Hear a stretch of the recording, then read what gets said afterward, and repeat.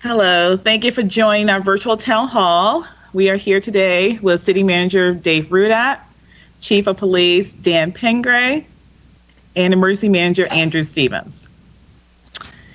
We really aim to bring you a virtual town hall meeting, or once we're able to be in person town hall meetings, at least every quarter, so that residents can ask questions and that we can provide answers to residents' questions. Since we just have an hour, we're going to get right to the questions.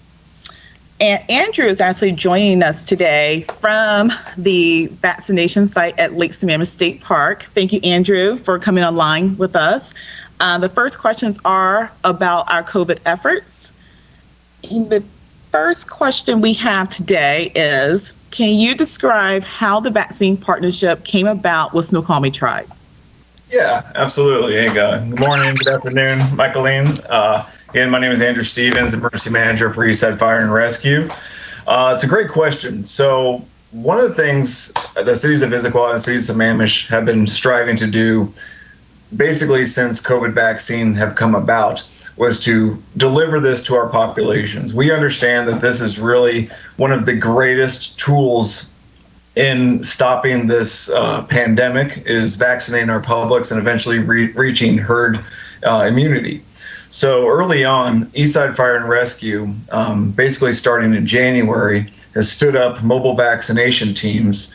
And the early doses were provided through King County Public Health. And that was really sending out teams of 2 or 3 firefighters to go to in-home seniors, nursing care facilities, and really the most vulnerable populations who could not otherwise make it to a vaccination site.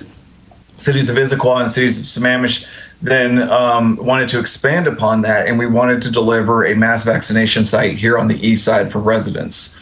And unfortunately, at that time, King County Public Health could not support that initiative. They were really working to deliver vaccine into southern King County and into areas of Seattle where they deemed were more at risk. However, Eastside Fire and Rescue, through a partnership with the Snoqualmie Tribe, we had been supporting their vaccination efforts at their casino location and Wednesday clinics. They were able to receive vaccine directly from the state as a sovereign nation. And when we saw the need, they really saw that the Lake Sammamish site was a great opportunity. It was a drive-through location, and they were able to continue through an act of sovereignty and through their own legal authority, continue requesting vaccine from the state of Washington. So they entered into this partnership with Eastside Fire and Rescue, Sammamish, and Issaquah, basically to expand upon the services that we'd already been providing at the casino, but really to highlight the, I guess, to just reach out to the communities that surround them, are part of their ancestral lands. And we've been open now for 2.5 weeks at the Lake Sammamish site. The site is actually called the Snoqualmie Tribe Vaccine Partnership.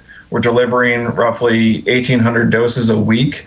And right now we're about almost 4,000 doses in 2.5 weeks open. So pretty soon we're going to expand those services to 600 doses a day as our first round boosters come back in. And it's been a great partnership. It's been absolutely amazing. And we've heard nothing but wonderful feedback from the people who we've served. Yeah, that's really great. I know that the whole team out there is doing just great work. And it's nice to get vaccines out here on the east side, right? So the next question kind of goes into that as well. How long do you plan to have the vaccine site at Lake Sammamish State Park open? How many vaccines are you administering, which you just answered? And then are volunteers needed? Yeah, okay, those are all great questions. I think, one thing that's exciting about this site is we're being able to pool and look at all the different demographics and all the different populations that we've been able to serve. And right now, we've almost served, like I said, around 3,900 individuals through the Lake Sammamish site already. We have about another 11,000 booked out through mid-June. So those are folks returning 28 days later. So we could easily see this continuing through June, possibly July. As of yesterday, I opened up another 1,800 slots per week. So that those appointments, those first dose appointments for the week of May 10th through May 15th. So you're seeing 300 doses a day, and we still have about 1,500 appointments left. So if you're 18 years and over, since we are doing Moderna, it's not open to 16-year-olds, it's 18 and over. There's still plenty of appointments available. Urge you all to schedule it in now, because it's only going to be harder and harder as time grows to get an appointment. And it's very quick. It's a very painless process. We schedule your first dose and your second dose at the same time. And that way you're not having to worry about not finding a second appointment. We'll be open Monday through Saturday from 9:30 to 4:45 is our last appointment. So definitely recommend, if people need an appointment, to go and check out the link that we'll share on this video and visit the Snoqualmie Tribe and make an appointment. Great. Thank you, Andrew. And like you said, we are going to be sharing some links and some additional resources alongside here as well. The next question is, people have some questions just around should they get the vaccine. And so the next question was, I was allergic to lobster and to penicillin years ago. Should I get the vaccine anyway? Absolutely. One thing I always urge people to do, if they have any concerns about whether or not they're eligible, if they have underlying health conditions, you can always consult with your primary care physician first. But neither of those factors, whether it's a previous allergy to food or even a previous allergy to medication, are a disqualifier from receiving this COVID-19 vaccine. We do a series of health questions, both on registration and actively at the site through Eastside Fire and Rescue clinical personnel. They'll ask them these questions. They'll answer anything the individual may have. And if they still have concerns, for example, if they have a series or a history of adverse reactions to medications, we'll simply watch them a little bit longer. Most individuals have to be observed for 15 minutes post-inoculation. But if you have a history of allergic reactions, we may just simply watch you for 30 minutes. We've done probably 12,000 vaccines in the last 3 months, and we've only seen a few adverse reactions where someone might break out into hives or something like that. And we have all the capabilities, the ambulatory services to treat that patient right on scene and transport them to a hospital if needed. But those instances are extremely rare. Mm-hmm. Okay, that's good to know, and hopefully answers the question for people that were wondering if they should get the vaccine. The next question was also related to the partnership with Snoqualmie Tribe. This question is there anything the city can do to thank the Snoqualmie Tribe? They are our neighbors, but many of us don't know much about them. How can we support the tribe? Yeah, I think that is a great question, because this partnership really does highlight just how valuable the Snoqualmie Tribe is as neighbors to the east side. And how valuable and how much they've been able to extend through their own graciousness, their efforts to vaccinate the larger populations. Ways to thank the tribe, I think most importantly is learn about the tribe, know the tribe. This is not an indigenous culture that once lived on the east side. They are still here. They have tribal members, they have family members all along the east side, and everywhere that's in Sammamish and Issaquah and eastern, King County, all the way up north through the border, is ancestral Snoqualmie tribal land. So educating yourself on the people themselves, their formal ancestral lands, but also the causes that are important to them now. They've been able to share 10 things to help the Snoqualmie Tribe and 10 ways to, thank the Snoqualmie Tribe.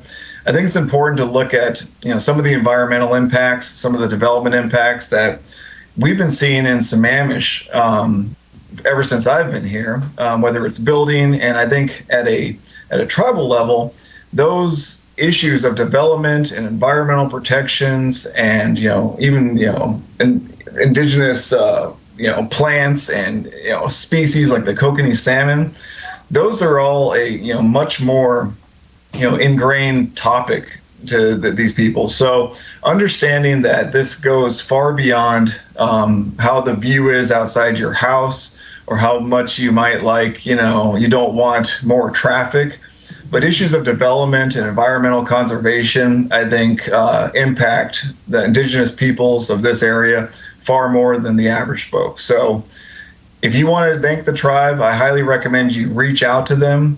You ask them how you can support them, and there's several initiatives, whether it's growth or helping to provide business to places that are tribal owned. It's all wonderful tools. But number one, I would just say know them, introduce yourself, and ask them yourselves for sure. Yeah. Andrew, thank you. It's great information because we are all very grateful for the partnership with the Snoqualmie tribe.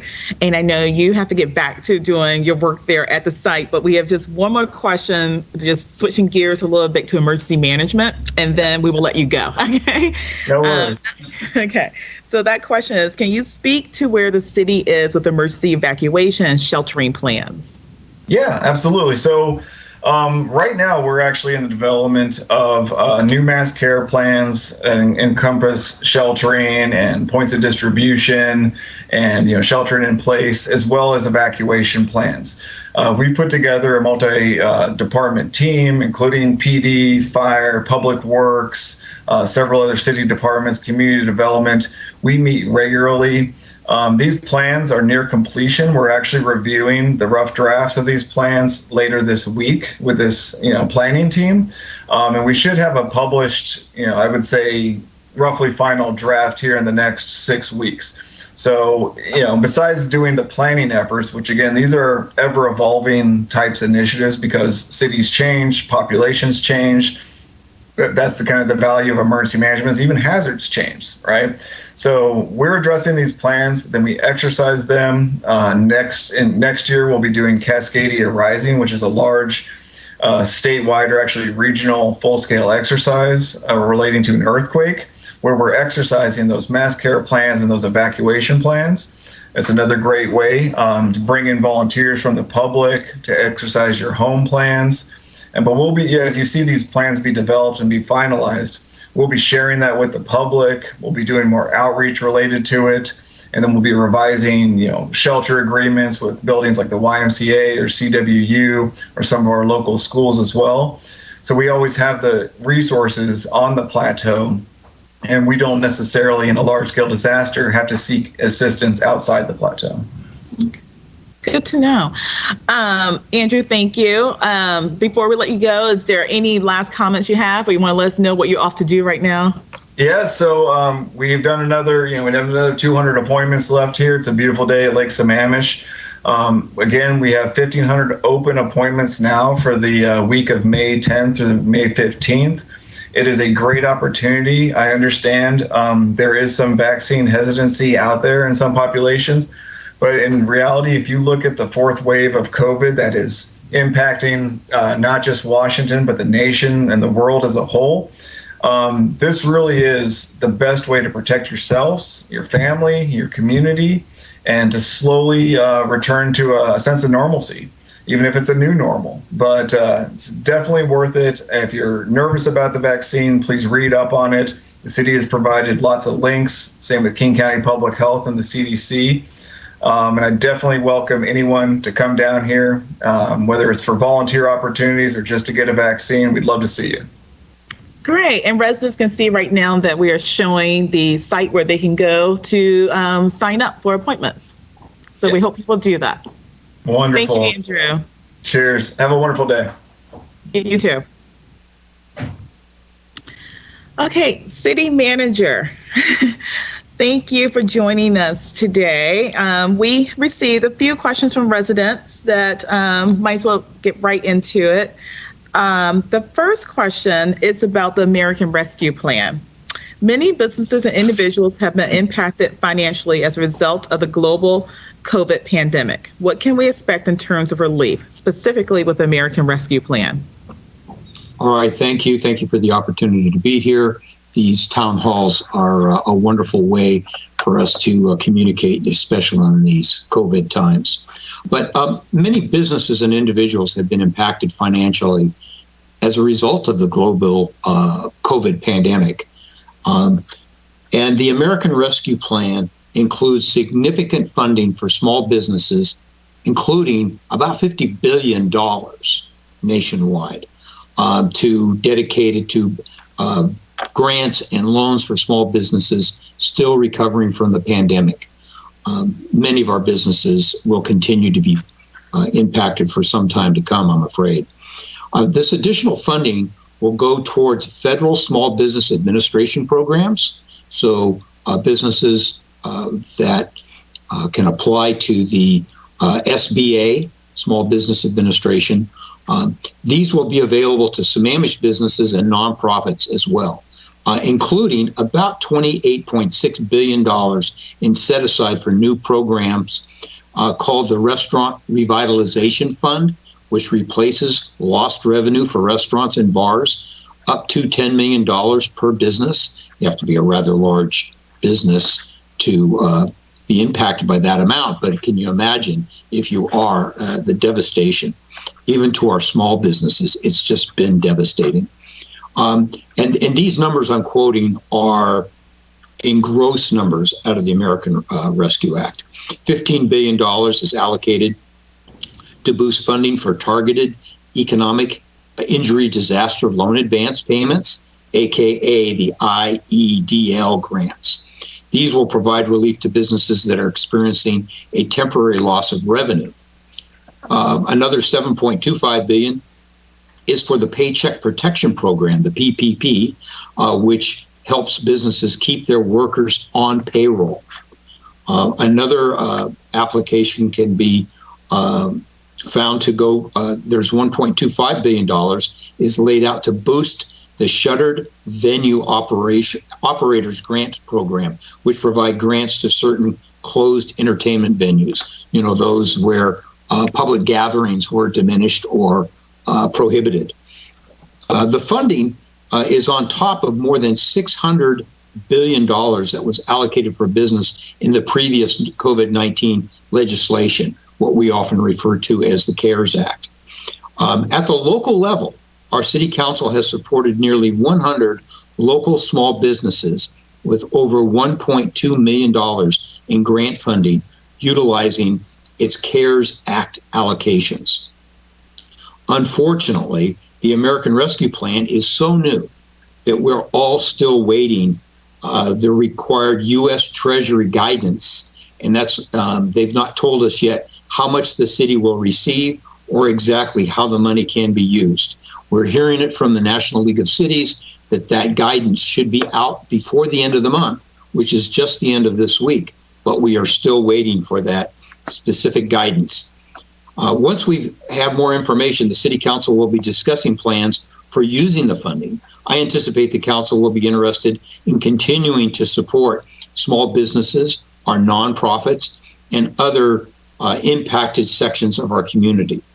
If you have any thoughts on how this new federal funding should be used in Sammamish, we encourage you to write comments to the City Council and staff. Great, thank you. That's really helpful information to know since all of this is just still coming about. The next questions that we have were really around capacity and growth management. The first question is, with so much interest around development, can you describe how housing growth targets are determined and what kind of development we can expect in the coming years? This is a very complex matter. I'll try to simplify it in simplistic terms as possible, but it's taken a lot of agencies coordinated by King County with allocations they have been given by the state. But the Puget Sound Regional Council, so if you see that in the paper, the PSRC brings together King County, Pierce County, and Snoqualmie and Kitsap counties to collectively make decisions about transportation, growth management, and economic development. From this cooperation is developed a regional guide for managing growth over the coming decades. They set out a window of time. Sammamish was classified in the larger cities group as part of PSRC's Vision 2040. This grouping included 18 cities, including Sammamish, and it was assigned 14% of the region's population growth and 12% of the region's employment growth. From this, there was derived 4,849 housing units as a growth target. And I think you might have a little infographic. I'm trying to say a slide, a graphic. Yeah. Thank you. We have an infographic that we're showing right now. Okay. There was derived the 4,849 housing units as a growth target. Sammamish is more than on track to meet and exceed its 2035 growth targets, well before 2035. As everyone who lives in this community knows, the city has been on a very rapid growth spurt for the last several years.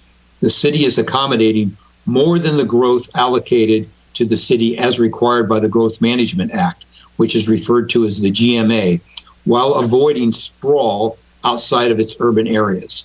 So then for PSRC's Vision 2050, Sammamish was placed in the cities and towns group. And it is a grouping of cities that are not going to connect to high capacity,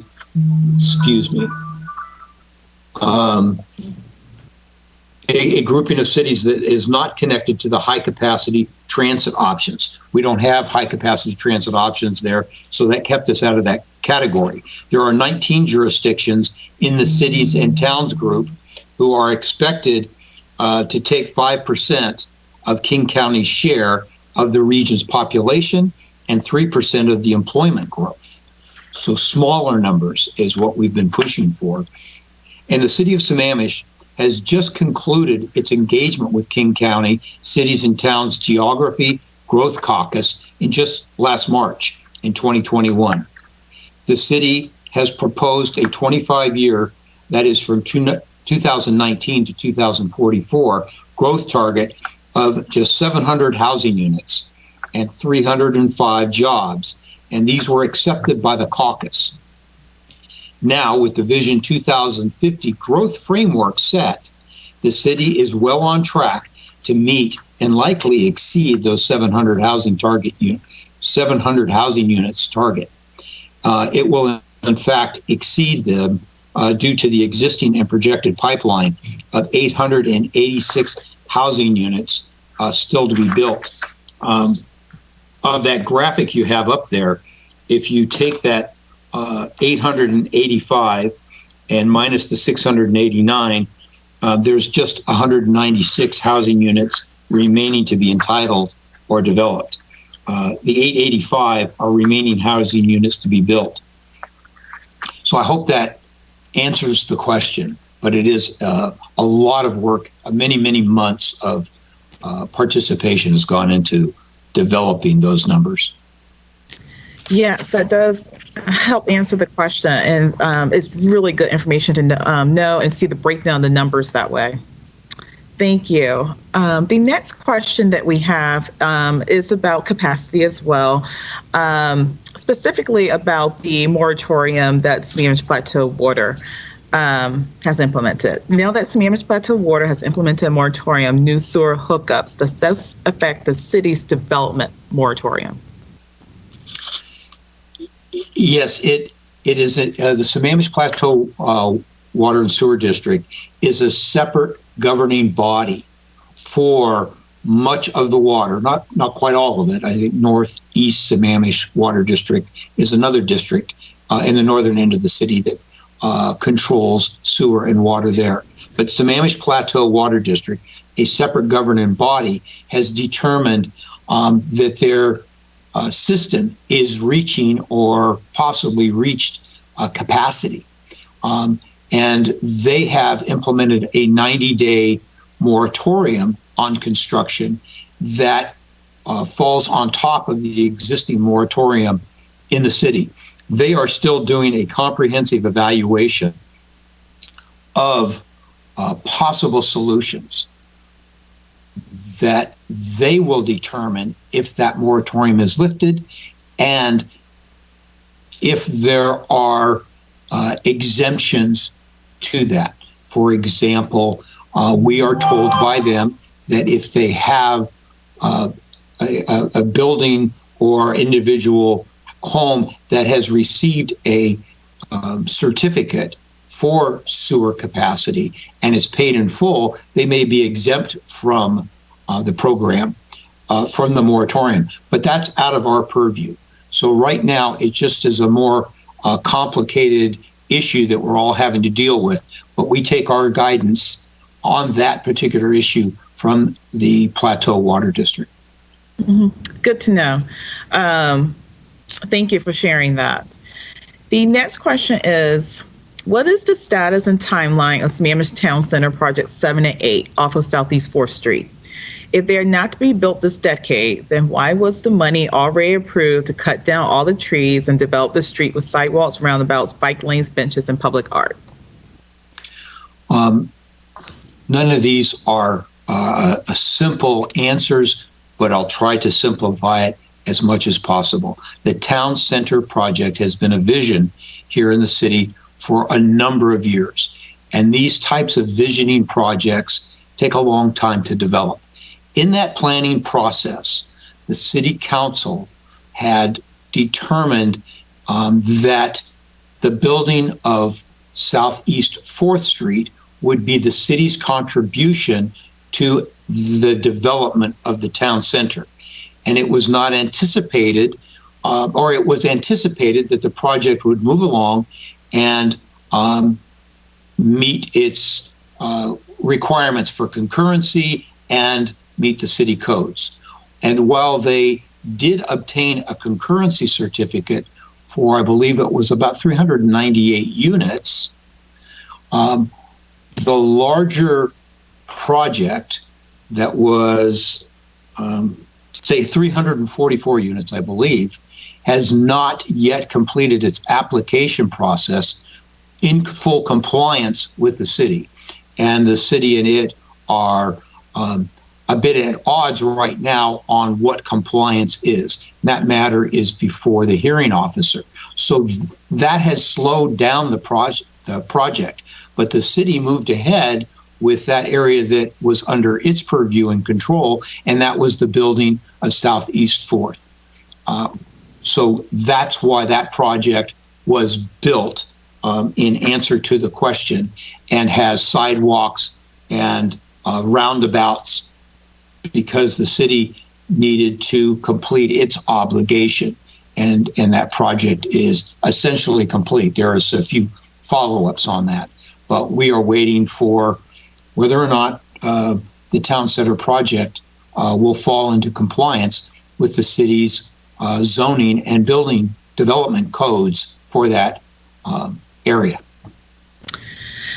Thank you, City Manager. It's actually really helpful when you provide details and context to some of these complex issues. I know there's a lot of complexity to it, so thank you for breaking it down as best as possible. The next set of questions we have are about public safety. So, Chief Pingray, thank you for joining us today. Thanks for having me. Appreciate it. Okay. So the first question to you is in regards to the Hawk pedestrian hybrid beacon signal. Why not simply use a regular traffic light? Seems to serve the exact same function but adds confusion. And I believe this question is around the new signal that's near Issaquah Falls City Road. It's the first time that's in Smaamage. Right. So, not to throw anybody under the bus, and that's not the case, but this is or was a system that was identified and selected by Public Works and the traffic engineers. And like many other areas on our roadways in the city of Sammamish and throughout the state, these things are based on how many pedestrians there are, how much traffic there is, roadway engineering, sight lines, shoulders. And so it's the ultimate and final decision in all of these things, speed limits, traffic signal versus traffic circle, are all safety. And so I can understand, being that it's new, and that there may be some frustration for drivers. But this was found to be the best signal to ensure safety for the pedestrians and drivers alike. And so in this case, it is a series of lights, and I know that has been put out, or there's been a video that's been put out on our Facebook page and our social media pages to just help people understand how it works. And it flashes yellow, solid yellow, to get people to begin to slow down, essentially head check on what's around them and what's going on, hopefully see the pedestrians, and then ultimately the light turns red where vehicles are required to stop so that the pedestrians can cross safely. And there's a flashing red light there as well. But and then once the pedestrian has passed, and if it's a flashing red light, vehicles can stop and then proceed safely, just like a right turn. Ultimately, if there's no more pedestrians, the lights go dark and traffic will continue on as it normally does.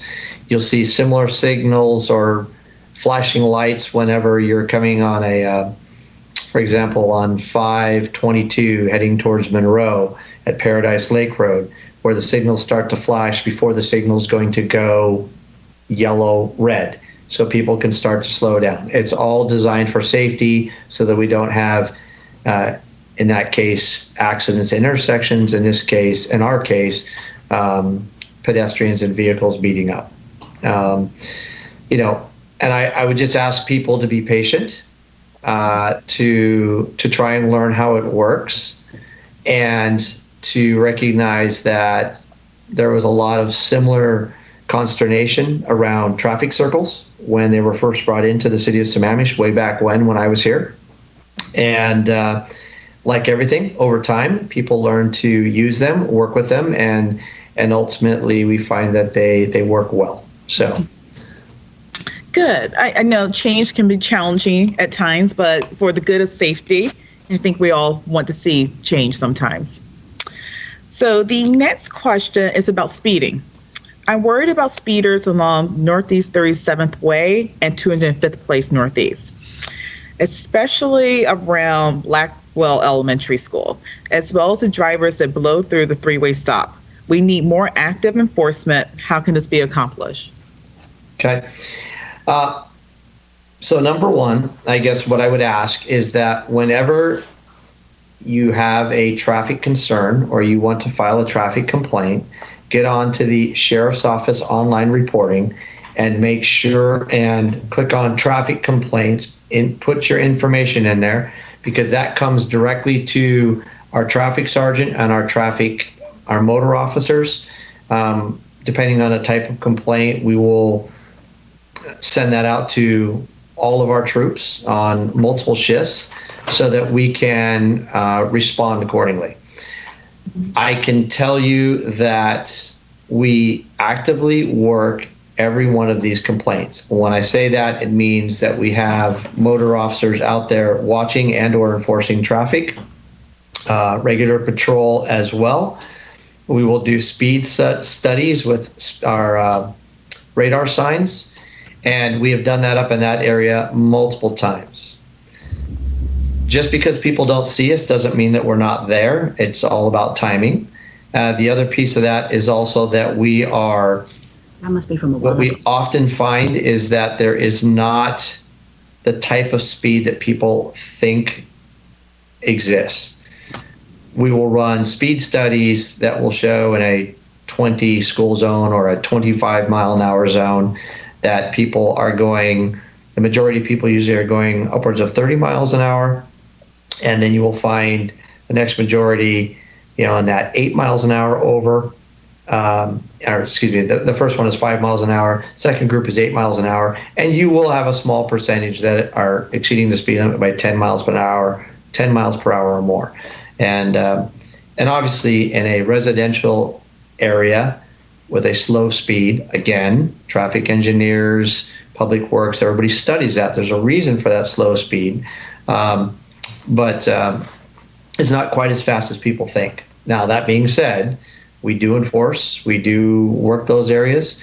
We're well aware of that stop sign. That's why we got motors in this city, because it's difficult to work those types of areas with a patrol car.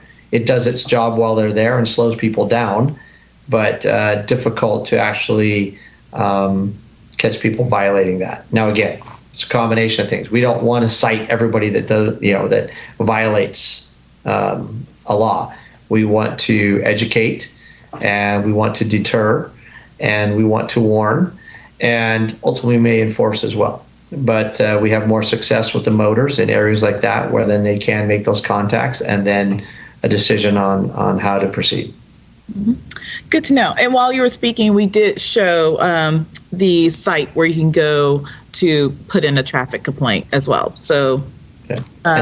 And just to explain that, those complaints are then directed directly to our traffic sergeant, who then assigns that out. Usually it's our motors, but again, we will, depending on the type of complaint, we will involve all of our troops and multiple shifts if that's appropriate.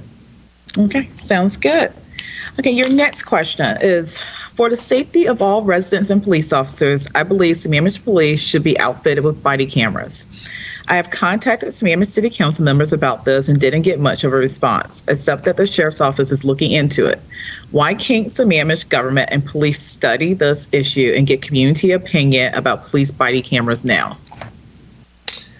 Well, I guess it's something that, if I were to address the last part of that question, there's nothing wrong with getting opinions and getting feedback from our community and what they feel about that, and that helps council, myself, and others to work with the sheriff's office to try to develop as quickly and as efficiently as possible an opportunity to get body cameras for all of our officers here in Sammamish. Now, that being said, the city of Sammamish does contract for police services through the sheriff's office. We operate on the basis of our general orders manual and our policies and our standard operating procedures, SOPs. They're very thorough, and when there are changes, they need to continue to be very thorough. They need to be vetted by human resources. They need to be vetted by the attorneys to make sure that we're doing our due diligence for the community and minimizing risk. So the sheriff's office and the current sheriff is looking into this. They have been seeking out grant opportunities and funding to outfit all of the officers with body cameras, but it's a very big process. It's not just get the cameras, put them on, and let's go. It's how do we house all of the material? I mean, this is 700 plus officers 24/7. So it is a lot of data. So how do we house that?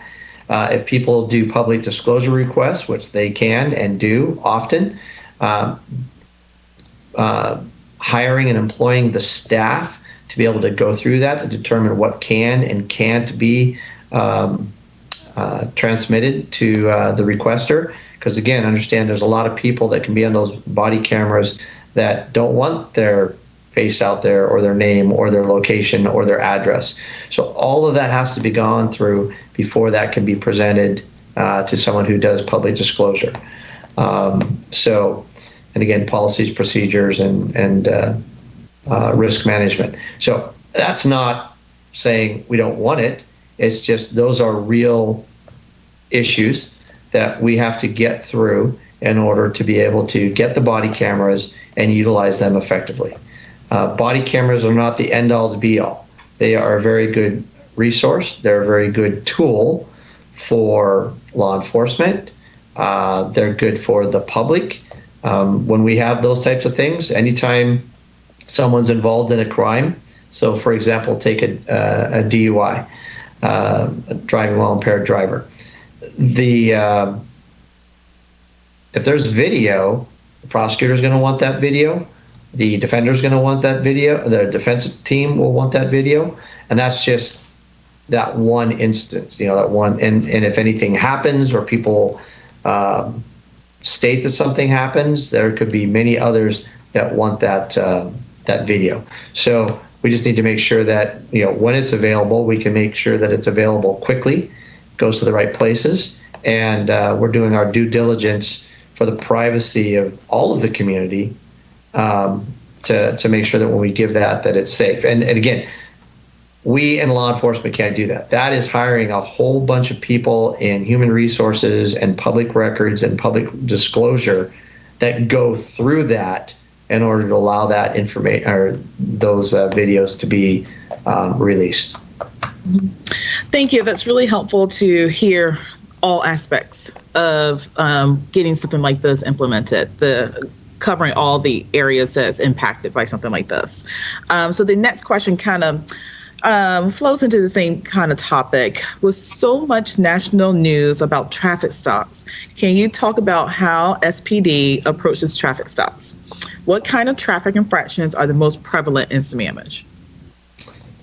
So we still do traffic enforcement. And as was asked in one of the earliest questions, traffic complaints are one of the most consistent, largest number of complaints that we get within the city. People are concerned about traffic in their neighborhoods, in front of their schools, businesses. It's constant. And with the population that we have in this city, and it's a dense population, traffic is always going to be an issue. So we still conduct traffic stops. Our officers from day one in the academy are, traffic stops can be one of the most dangerous contacts that law enforcement makes because it's a complete unknown. You're stopping someone for drifting through a stop sign. And it would be nice if it's just that simple, but that may not be the case. I'm not saying it's always dangerous. I'm just saying traffic stops are the biggest unknown for law enforcement. So when they make traffic stops, it's slowing things down, observations, getting information out in the radio, trying to find out if there's any issues or concerns with the vehicle status itself before we make contact. And then our approach, again, needs to be slowed down, done safely, lots of observations. If there's two people, that makes it a little bit easier so that we can continue to do those observations. And then when we make contact, being very observant about what's happening, at the same time being very professional and respectful, explaining to people why we made the stop so that there's not confusion early on, and then ultimately making a decision and going through the process of identifying who's driving the vehicle and whether or not a citation will be issued. So it's, making a contact, not being aware of where you are, rushing in, jumping to conclusions, all those things can create issues for the officer and for the driver of the vehicle. And so those are the types of things that we need, that we're always trying to avoid. So being diligent on how we approach and being safe, slowing things down, paying attention, lots of observations, and clear communication with the driver help keep everyone safe. And again, our job in the city of Sammamish and law enforcement in general is not to always enforce. It's to educate, warn, and sometimes enforce if that's what's necessary to deter bad behavior, in this case, driving, to deter people from violating the law, creating a hazard to others around them. Mm-hmm. Thank you, Chief. It's really helpful to know just the steps being taken to just make sure officers and the person being stopped are safe during these traffic stops. Your next question is about cybercrime. How is the city dealing with cybercrime? So I mean, I was listening on the way in where they were talking about how much fraud has occurred through sometimes legitimate businesses and illegitimate characters who are trying to take advantage of people with during this COVID time, whether it's cure-alls or whether it was when we had the first round of relief and people trying to take advantage of getting checks sent via to different addresses, the unemployment monies that were sent out. So it's very active. It always has been, especially with the elderly. Fraudulent types of phone calls, getting them to provide information, which then is taken advantage of immediately in a way of trying to create fake accounts or taking advantage of the account that they get a hold of and trying to get as much money as they can quickly and then disappear. I had a family member that happened to on Easter Sunday, but luckily she had already had set up alerts for all of her accounts. So the first one that occurred down in Arizona at a Target, she was alerted on, immediately contacted the financial institution. While she was contacting them, 4 others, one in Wisconsin, one in San Francisco, and one someplace back east.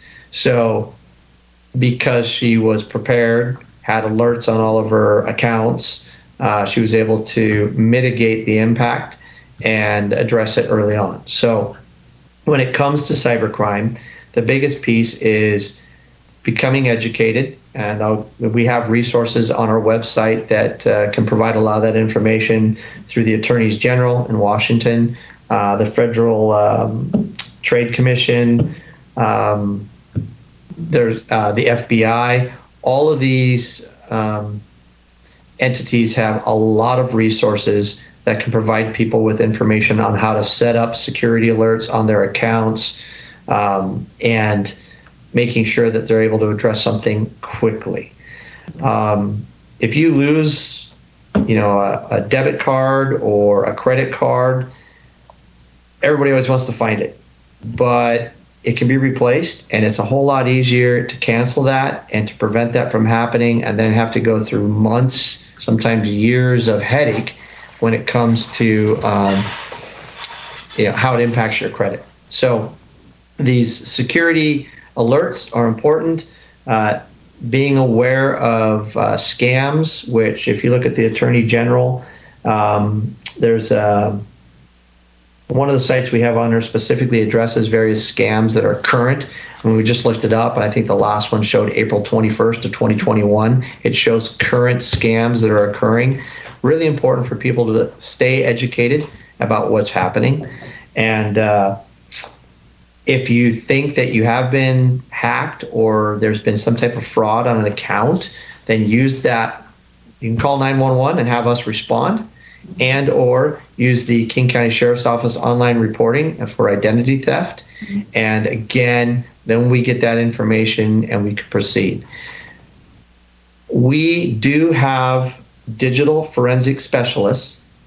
The FBI has them as well and will support us if there's an opportunity for us to investigate and identify the IP address or the cell phone where the fraud took place. And we can do that, and it is capable, even when they have masking apps to try to prevent that from happening. We can move forward and try to file charges.